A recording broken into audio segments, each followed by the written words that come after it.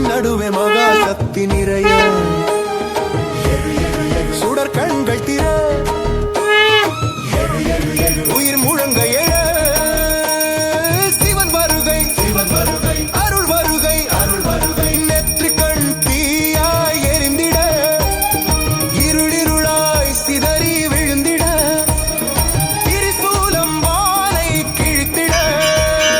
தர்மம் தரணியில் நடந்து வர காற்றாயவன் நெருப்பாயவன் நீராயவன் நிலமாயவன் காலத்தை கட்டும் கரங்களவன் கருணையை பொழியும் கண்களவன் மழை போல் அருள் கொட்டிட மின்னலாய் சக்தி பொங்கிட உருவமற்ற உச்ச சக்தி உயிர் நர